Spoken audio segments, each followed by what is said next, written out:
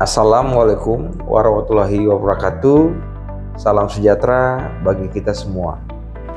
Bapak Ibu asesor yang terhormat, perkenalkan saya Sandi Victor Hukunala, dosen pada Prodi Hukum, Fakultas Hukum, Universitas Kristen Indonesia Maluku. Ini adalah video pernyataan diri dosen unjuk kerja Tridharma perguruan tinggi saya sebagai salah satu syarat penilaian mengikuti sertifikasi dosen tahun 2025. Pada kesempatan ini dengan penuh semangat, saya akan menjelaskan unjuk kerja Tridharma perguruan tinggi saya khususnya pada bidang pengajaran. Misi pengajaran saya sederhana, menjadikan ilmu hukum sebagai ilmu yang praktis, relevan, dan menyenangkan, bukan sebagai sebuah pasal atau ayat yang kaku dan menakutkan, terutama bagi mahasiswa yang adalah mayoritas Gen Z saat ini. Untuk itu, sesuai dengan spesifikasi keilmuan saya akan menjelaskan tentang mata kuliah hukum bisnis, sebuah mata kuliah yang saya yakini sangat penting dan fundamental dalam membekali mahasiswa untuk menjadi seorang praktisi, profesional, dan wirausaha yang taat hukum di masa depan. Penjelasan ini akan saya sampaikan dengan pendekatan kerangka delivery, interaction, dan assessment. Bapak Ibu asesor yang saya hormati, konsep delivery adalah bagaimana dosen mentransfer pengetahuan dan memfasilitasi pembelajaran. Ini adalah fondasi utama dari proses pengajaran saya.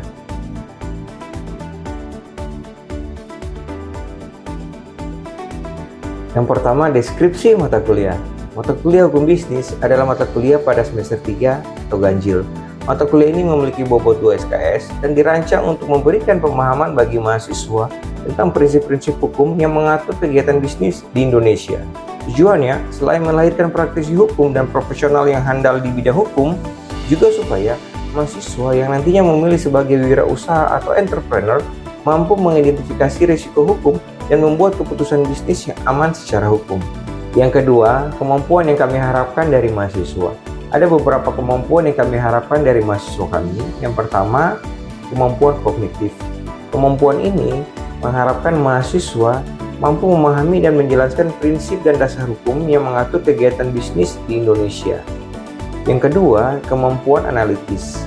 Kemampuan ini mengharapkan mahasiswa mampu menganalisis persoalan hukum dalam dunia bisnis dan memberikan argumentasi hukum terkait penyelesaian persoalan tersebut. Yang ketiga, kemampuan praktis. Kemampuan ini mengharapkan mahasiswa mampu menjelaskan tentang jenis-jenis badan usaha dan atau menyusun atau menelaah kontrak kerja atau perjanjian secara baik. Yang keempat, kemampuan etis. Kemampuan ini mengharapkan mahasiswa dapat mengembangkan sikap profesional dan bertanggung jawabnya sebagai seorang praktisi profesional dan wirausaha.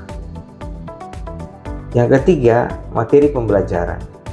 Untuk mencapai kemampuan yang kami harapkan dari mahasiswa, materi pembelajaran ini disusun secara sistematis, relevan, dan update dengan perkembangan zaman dan fenomena hukum yang terjadi.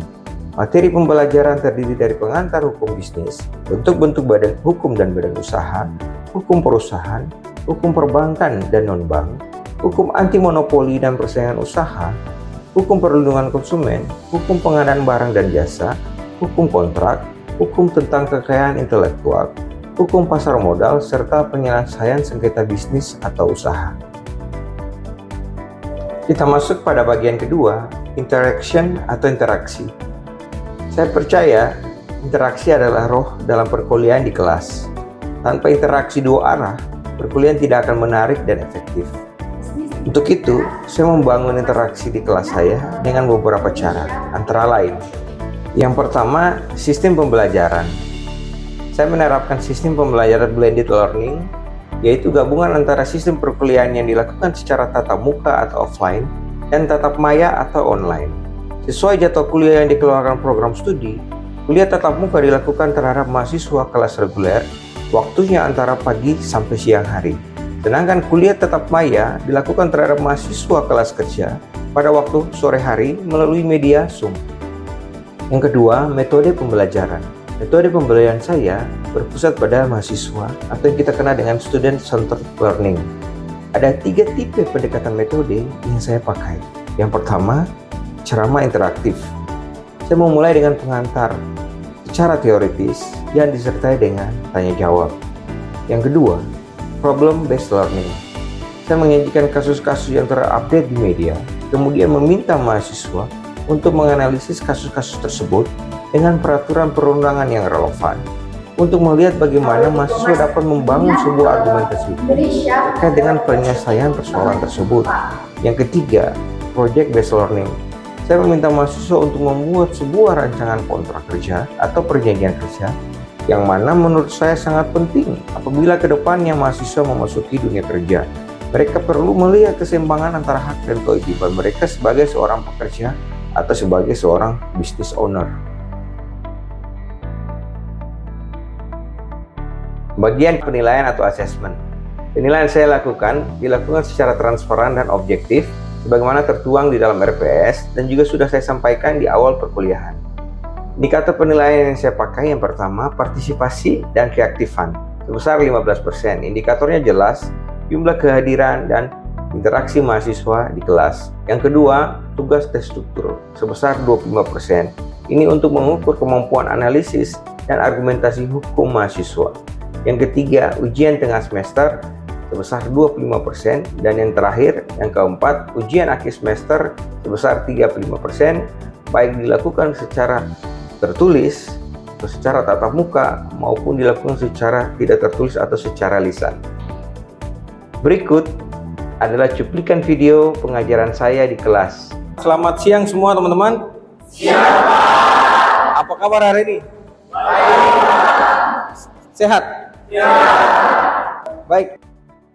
Yang pertama saya ucapkan ya terima kasih atas waktunya sudah mau meluangkan waktu untuk perkuliahan kita di siang hari ini.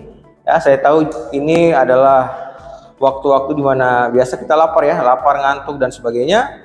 Tapi dengan teman-teman bertahan dan tetap semangat itu juga sudah menunjukkan bahwa ada keinginan yang baik dari teman-teman ya. Materi hari ini kita akan berbicara mengenai hukum bisnis ya. Hukum bisnis itu adalah salah satu mata kuliah yang nanti teman-teman dapat di semester 3, semester ganjil ya, merupakan salah satu mata kuliah wajib.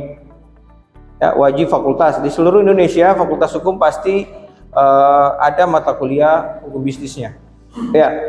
Hukum bisnis ini dia termasuk bidang hukum perdata. Jadi kalau perdata itu pohonnya, bisnis itu cabangnya, ya.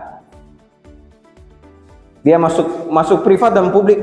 Maksudnya gini, kalau Anda berbisnis saja, ya, itu privasi Anda ya. Anda beli sembakau di distributor yang lebih besar, Anda bikin kios, Anda jual, itu privasi Anda.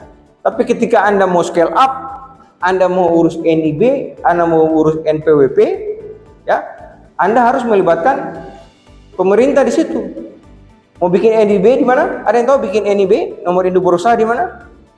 Di Dinas PTSP, Pelayanan Terpadu Satu Pintu, ya, ada di kabupaten kota. Mau bikin NPWP, bikin di mana? Bikin di kantor pajak, ya. Ini yang terakhir ya, ini materi kita hari ini yang juga sangat penting, yaitu hukum perusahaan, corporate law ya. Ini sangat penting bagi teman-teman yang setelah ini mau mendirikan sebuah perusahaan. Ya, teman-teman yang mau jadi kontraktor, teman-teman yang mau menjadi mungkin mau kerja di bank ya, sebagai funding officer atau lending officer. Nah, wajib mengetahui hukum perusahaan gitu ya.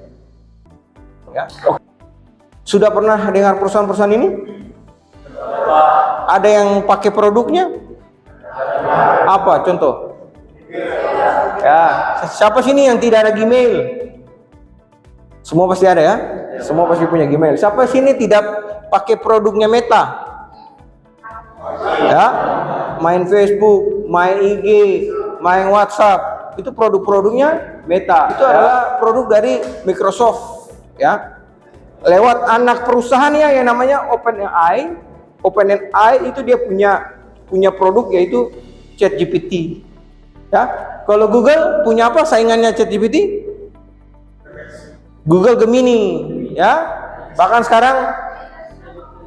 sekarang Google sudah ada video generatornya yang kita kenal dengan Google Veo 3. Nah, tujuan teman-teman belajar hukum perusahaan juga, teman-teman bisa jadi legal di perusahaan-perusahaan ini, ya. Teman-teman bisa jadi legal di bahkan kayak BUMN seperti Pertamina, PLN dan sebagainya, ya, atau BUMD, Pancakarya, ya, Bank Maluku, ya. Ingat, profesi hukum adalah profesi yang paling banyak kebutuhannya. Kenapa? Karena hampir setiap instansi lembaga butuh orang hukum.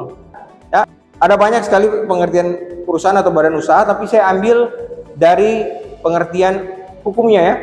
Ada Undang-Undang Nomor 3 tahun 1982 tentang wajib daftar perusahaan, ada juga Undang-Undang Nomor 13 tahun 2023 tentang ketenagakerjaan. Nah, dari 4 pengertian tadi, 2 undang-undang dan 2 akademisi, ya, 2 ahli hukum, ya, kita bisa tahu ciri-ciri dari perusahaan. Kalau tadi ada ciri-ciri bisnis, ya, ini adalah ciri-ciri dari sebuah perusahaan, ya. Yang pertama, namanya perusahaan itu dia harus punya badan usaha, ya, dengan bentuk hukum tertentu, ya. Misalnya CV, ya, firma, PT, koperasi. Nah, sekarang kan lagi maraknya koperasi merah putih, ya. Semua desa negeri lagi berlomba-lomba untuk membuat koperasi merah putih, ya. Itu bagian dari badan usaha, badan hukum atau perusahaan. Kemudian yang namanya perusahaan itu kegiatannya di sektor ekonomi, ya. Tidak pernah perusahaan dia urus politik. Nah, kita tidak tahu BUMDes, kita tidak tahu kayak koperasi merah putih seperti apa. Tapi yang namanya perusahaan dia wajib urusnya hanya sektor ekonomi, perusahaan-perusahaan saja, ya. Dia tidak perlu atur yang jadi kepala desa siapa, yang jadi wali kota siapa, yang jadi caleg ini siapa, ya. Dia tidak boleh ada terafiliasi dengan politikus maupun partai politik, ya. Dia harus di kegiatan ekonomi saja. Itu perusahaan, dia harus berkecimpung di sektor ekonomi. Yang kedua, namanya perusahaan itu harus terang-terangan, ya. Tidak boleh perusahaan itu dia sembunyi-sembunyi, ya. Ale bikin perusahaan, ya, semua orang mau bikin usaha kafe apa segala macam, bikin perusahaan pasti cari Aipati, pasti cari Diponegoro, ya. Jalan-jalan utama supaya apa? Supaya bisa dilihat orang, supaya bisa didatangi orang, datangi konsumen. Anda bikin perusahaan tidak bisa Anda sembunyi-sembunyi, kecuali Anda jualannya yang bertentangan dengan undang-undang. Anda bikin rumah prostitusi, Anda bikin rumah judi, Anda bikin pabrik narkoba, ya. Yang keempat, dia kegiatannya terus-menerus. Anda tidak mungkin bikin PT besok tutup, ya. Namanya Anda mau bikin perusahaan, bikin PT, bikin CV, bikin koperasi dengan teman Anda, itu harus jalan setiap hari. Harus Anda punya komitmen untuk menjalankan usaha itu, perusahaan itu setiap hari, ya. Yang kelima, yang tadi sudah saya bilang, yang paling penting juga keuntungan, ya, profit. Namanya perusahaan pasti dia kejar profit atau keuntungan. Yang keenam, perusahaan itu dia harus punya pembukuan, ya. Ini yang membedakan berbisnis dengan berdagang, ya. Orang berdagang tidak punya pembukuan ya tidak ada masalah. Tapi namanya orang mau berbisnis, mau usahanya itu dijalankan oleh sebuah sistem, dia harus wajib punya pembukuan, ya. Itu juga amanat dari Undang-Undang Nomor 8 1997 tentang dokumen perusahaan. Teman-teman sering dengar istilah korporasi? Corporate. Ya beda dengan perusahaan, ya. Kalau korporasi bukan koperasi, ya. Korporasi bukan koperasi, ya.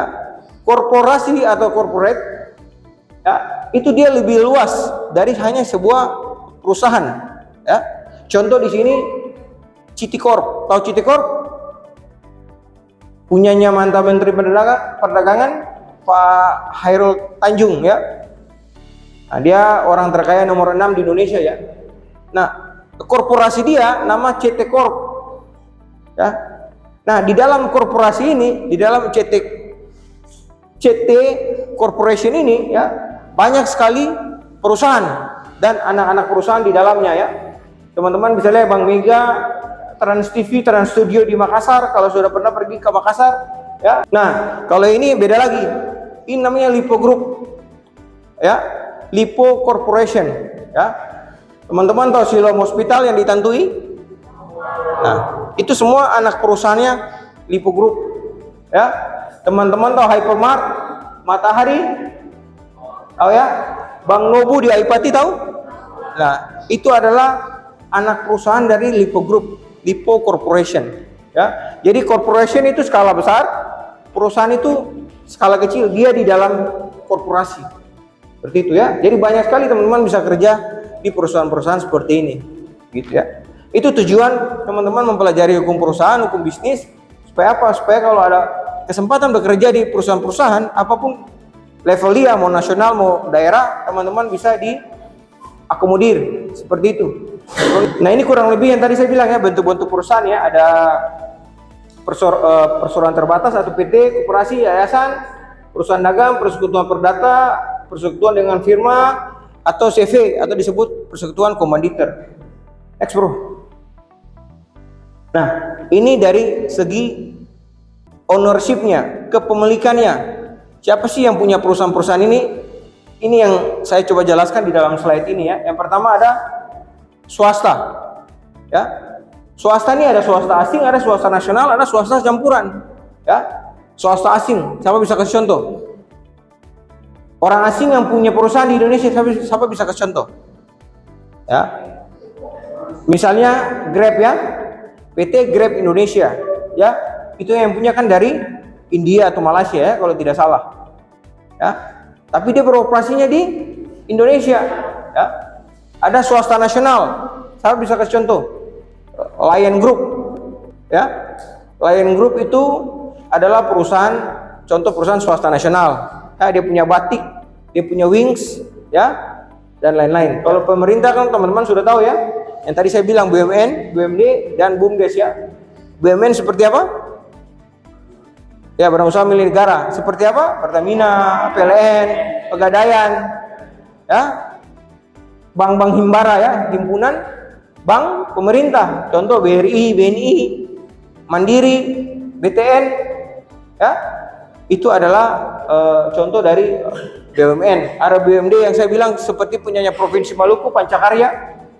Ya, sepertinya punya kalau kami di Buru Selatan namanya Bipologidin ya. Ada yang punya tahu apa BUMD di Kabupaten Masing-Masing, ada yang tahu? Di Kabupaten MBD atau di Kabupaten KKT? Ada yang tahu nama apa BUMD-nya? Sini saya mau bertanya. Satu perusahaan menciptakan satu produk, lalu ada perusahaan lain yang juga ada memiliki produk yang diciptakan, maka dia dikenakan sanksi kaki atau harus. Ya, baik sekali pertanyaannya. Kita kasih aplaus dulu buat Non Karista. Apa jadi yang Nona Clarissa tanya di sini? Misalnya ada perusahaan A, dia bikin satu produk, warnanya biru, logonya seperti ini, mereknya seperti ini, namanya, ya. Tiba-tiba ada perusahaan yang sama membuat produk yang sama, warna biru juga, logonya sama, namanya pun sama. Apakah dia bisa digugat secara hukum kekayaan intelektual ya atau haki? Jawabannya bisa non, ya. Ya, tapi kita gugatnya itu bukan di pengadilan negeri kayak di samping lapangan Merdeka, tapi kita gugatnya di pengadilan negeri Niaga, ya. Di pengadilan Niaga. Kita gugatnya di pengadilan Niaga. Beda ya. Kalau kasus perdata umum kita gugatnya di pengadilan negeri. Kalau kasus seperti ini hak kekayaan intelektual, kita gugatnya di pengadilan niaga. Ya, pengadilan niaga belum ada di Ambon, belum ada di Maluku, dan di Papua belum ada. Untuk Indonesia Timur, pengadilan niaga ada di Makassar. Pertanyaan saya, apa saja hal-hal yang perlu diperhatikan dalam membuat kontrak bisnis yang efektif dan sah, terutama dalam konteks usaha kecil-kecilan yang saya dirikan? Bagaimana saya dapat memastikan bahwa kontrak bisnis yang saya buat dapat melindungi hak saya sebagai pengusaha dan menghindari sengketa dengan pihak lain? Oke, terima kasih pertanyaan Bung Moksen. Kita kasih aplaus buat Bung Moksen ya. Bung Moksen tanya di sini ya. Ini kan bisnis sudah jalan nih. Nah, sekarang kita mau kerjasama dengan pihak lain. Ya, kita mau bikin perjanjian dengan pihak lain. Bagaimana caranya supaya perjanjian ini bisa melindungi kita? Jangan sampai kita kerjasama dengan pihak lain tapi malah kita rugi. Siapa yang tahu jawabannya? Bagaimana triknya? Bagaimana strateginya? Masa sudah lupa ya? Dibuat perjanjian. Ya, tentu kita kembali pada mata kuliah hukum perdata, syarat sahnya perjanjian. Ya, yang pertama ada 4 syarat toh. Pasal 1320 yang pertama adanya kesepakatan.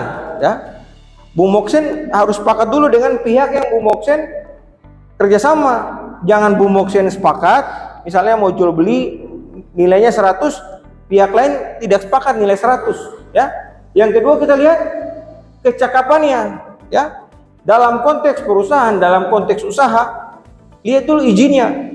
Jangan Bung Moksen punya izin perusahaan lengkap, ya, tapi perusahaan lain izinnya tidak lengkap atau bahkan sudah mati.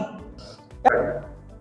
Dengan saya, apakah PT Freeport dan Bung Moksen itu memiliki kepentingan saham dibagi antara pemerintah Indonesia atau perusahaan asing?